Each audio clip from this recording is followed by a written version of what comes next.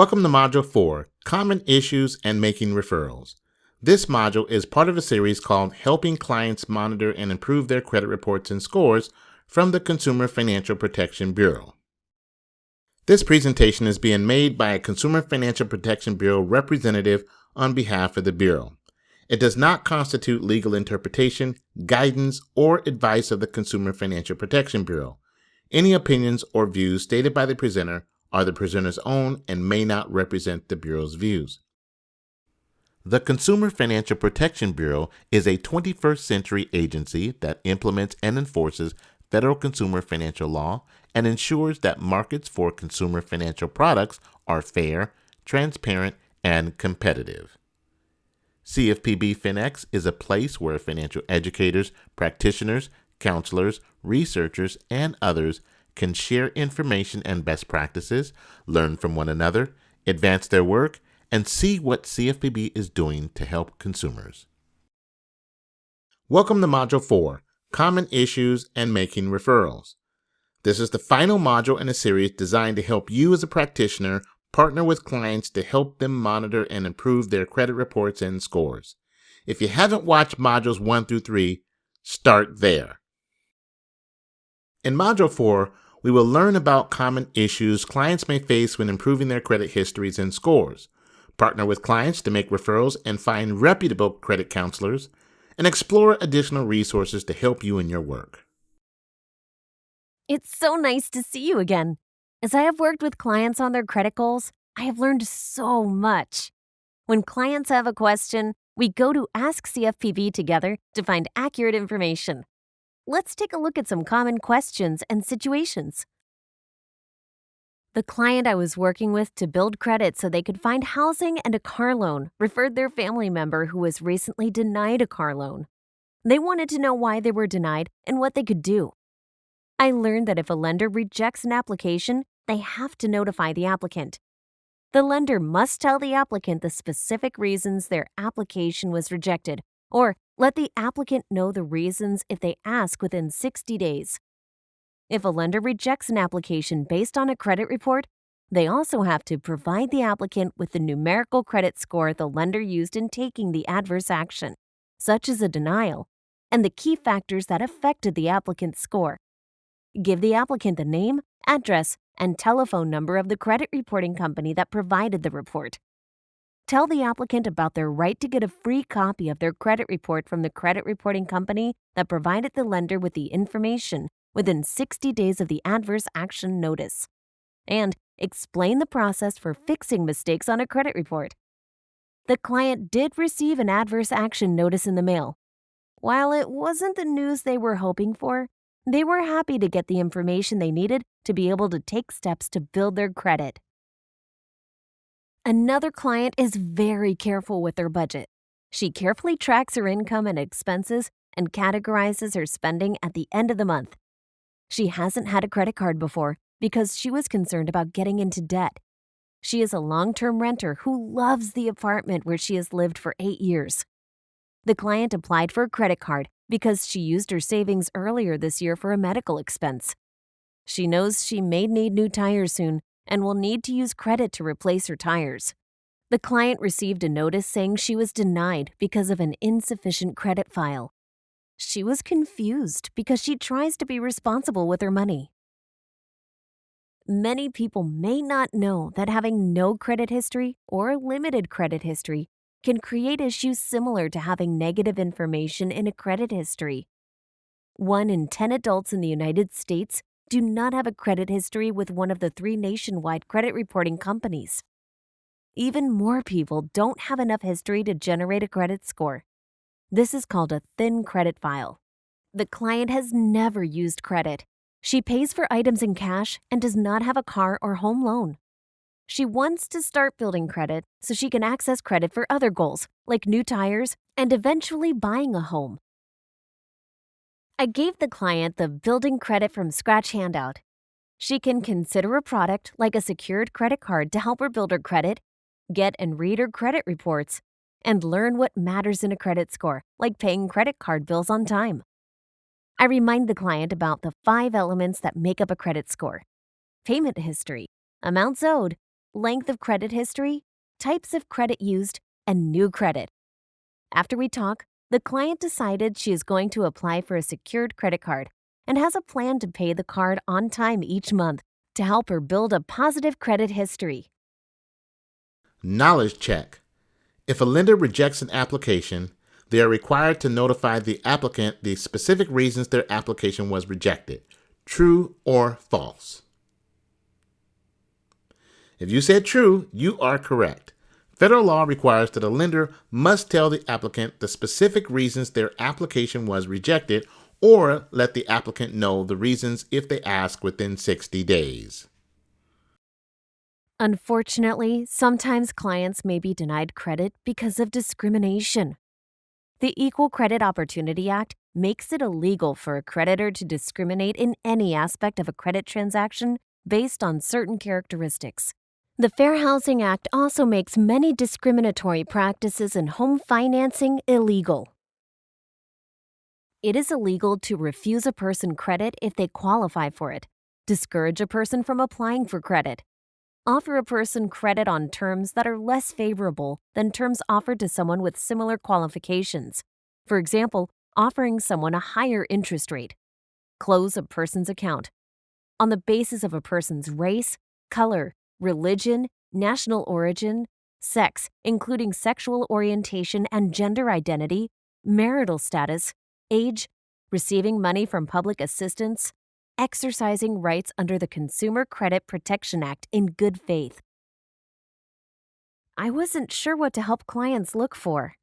Credit discrimination occurs when someone is treated differently on the basis of race, color, religion, national origin, sex, including sexual orientation and gender identity, age, receiving money from public assistance, or exercising their rights under the Consumer Credit Protection Act.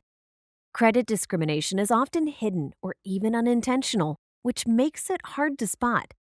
But I learned there are red flags to look for, like a person being treated differently in person than on the phone or online, discouraged from applying for credit, encouraged or told to apply for a type of loan that has less favorable terms, for example, a higher interest rate, hearing the lender making negative comments about race, national origin, age, sex, including sexual orientation or gender identity, or other protected statuses, refused credit even though the person qualifies for it based on advertised requirements, offered credit with a higher rate than the person applied for, even though they qualify for a lower rate based on advertised requirements.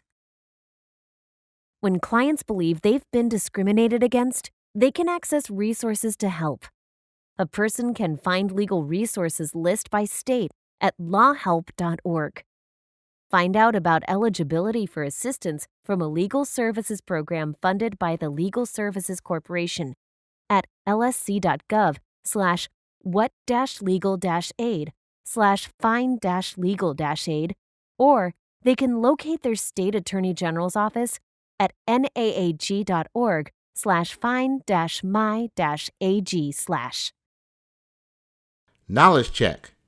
Credit discrimination can occur on the basis of race, color, religion, national origin, sex, including sexual orientation and gender identity, age, being a recipient of public assistance, and/or exercising rights under the Consumer Credit Protection Act. True or false? If you said true, you are correct.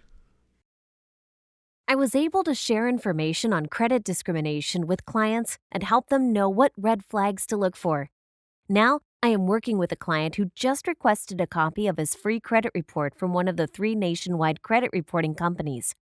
He reviewed his report and noticed that a credit card is listed twice. I needed to learn more because I think this could be impacting his credit scores. I learned that just as I suspected, a multiple listing is not a harmless error. It will likely lower a person's credit score. This leads lenders to give the person loan offers with higher interest rates and less favorable terms. If the same debt is listed multiple times, a person can dispute the multiple listing. The client decided to dispute the information with the credit card company that provided the information and the credit reporting company where he got his credit report. My agency also works with young adults on housing goals. I'm working with a teenage client, and I wasn't sure if they even have a credit report. The client needs to find housing, but I need to learn more. I learned that credit is not established at a certain age. Children may have a credit report because they are authorized users, they are a joint account holder on an adult's account, they have a student loan, they have been the victim of identity theft. Experian, Equifax, and TransUnion all have different processes for checking to see if a minor has a credit report. For children in foster care, I learned that in order to become eligible for federal grants, a state child welfare agency is required to ensure that youth in foster care who are 16 and older receive a free copy of any credit reports annually and get assistance in interpreting and resolving any inaccuracies in the reports. I already reached out to the contact person at our local child welfare agency so we can coordinate our efforts. I was working with another client with a complicated situation. I provided the client with information from consumerfinance.gov, but they were considering bankruptcy and needed more help than I could offer. I made a referral to make sure they access a professional with more training and expertise on complex credit challenges. When clients have questions that are too complicated for me to handle on my own, I make a referral or point them in the direction of trustworthy information. I've used USA.gov to find information on topics and connect clients to benefits and grants. I also use the list of online resources from Your Money, Your Goals for information on federal government agencies and national nonprofits that offer state and local resources. I can find information on a variety of resources from healthcare to legal help. In addition to resources like help with utilities, some clients want to work with a credit counselor. It can be hard to tell a reputable credit counselor from a credit repair scam. People can find a list of approved credit counselors on the United States Department of Justice website. Once someone has developed a list of potential credit counseling agencies, they can check with the State Attorney General's office and their local consumer protection agency to ensure they are an approved credit counseling agency. Clients can also ask the credit counseling agency for free information and what they provide.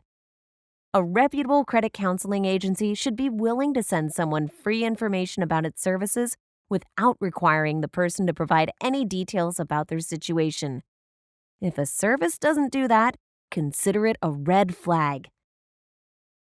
Other red flags are pressuring a person to pay upfront fees, promising to remove negative information from a credit report, refusing or avoiding explaining someone's rights, and telling someone not to contact credit reporting companies. It feels great to empower clients to do their own research on products and services that might meet their needs. Thanks so much for learning with me. Don't forget, you can always access resources and learn more on consumerfinance.gov. Look for the Credit Report Scores resources page to explore key terms, how-to guides, and videos. Our slides featured a variety of resources. Use the links to visit sources.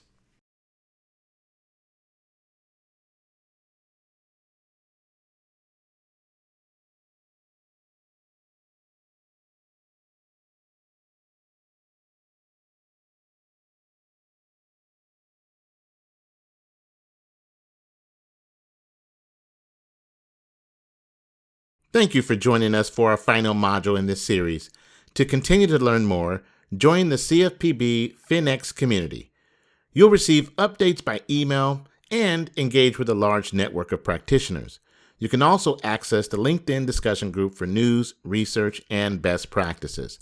Plus, stay up to date with the webinars, regional meetings, and conferences, all while meeting CFPB presenters who can work with your organization. Use the link to join today. And don't forget to share this training series with your network.